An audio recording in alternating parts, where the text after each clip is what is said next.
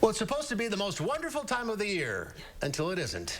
But there are ways to help you survive the holidays. Our happiness expert, Whelan, is here with some holiday survival tips. It's welcome for a lot of people. Welcome, Christine. This time.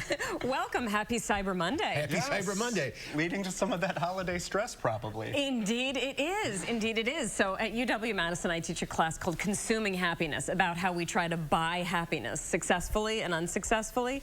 And the holiday season is the time where we really do try to do it, especially today. And some people have buyer's remorse. Indeed. So we already see that on Black Friday, people spent a lot, but some estimates are suggesting that 78% increase in people who were buying now and paying later.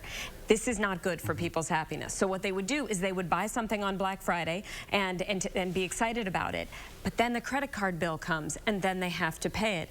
That leads to some really hurt insides as we get through the holidays. You have to probably balance the euphoria of buying something with what will this do to me later. Right, so research suggests that the best way to actually buy happiness is to do the opposite, to pay now, to take the pain up front, and then have the enjoyment down the line. But you know, the thing about the holidays is, unless you're a kid, and for some young kids, certainly a holiday can be defined by a signature gift. But for most of us, when you think about the holidays, you don't say, oh, that was the year I got my new ski boots, or that was the year I got one particular thing, right? You think about the relationships and the people that you're with.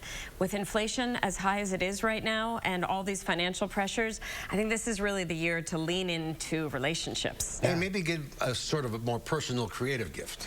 Absolutely. So one of the things that you can consider doing is instead of actually getting a thing, you can get a coupon for a gift or a service that you could do with somebody or for somebody. So for example, for young parents, you could offer them free babysitting or something like that.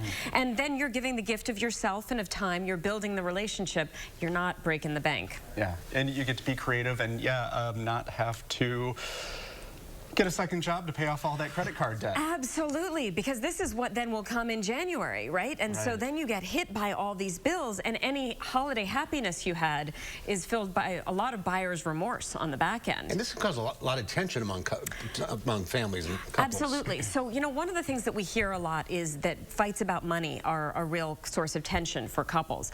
Why I tell my students that fights about money aren't really about money. They're about values and time. They're about what do you value versus what do I value, and how do we put our limited resources toward that. So if at the beginning of the holiday season you can talk about what our values are for this holiday season, then how can we invest our limited resources of time, energy, and money in keeping with our shared values so we don't have that sense of hurt feelings along the way. And is there any advice about saving for the next holiday season to get kind of a jump on everything, if possible? Yeah, I mean, listen, for those people who can do that, that's always good advice, to save and to have a nest egg. But for many Americans right now, just meeting the basic necessities are really a challenge. And so the idea of meeting basic necessities and putting some presents under the tree is a pressure enough. We're not really thinking much past that. What I can say is that taking credit card debt, going further into debt for those just moments of quick joy is not worth it in the long run. So think about gifts of relationships, think about in-kind gifts, a baked good, all of these things. These can really be a gift of the heart rather than something that hurts your pocketbook. And that could be the year, oh yeah, that's the year I got that homemade good. That homemade baked good. Absolutely. And you know, it's those are the moments that we remember. Those silly things, not the pre-programmed things.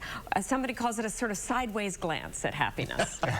Good advice as usual. Happy holidays. Happy holidays. Don't spend so much money. We'll talk about that in January. All right. Thanks, Christine.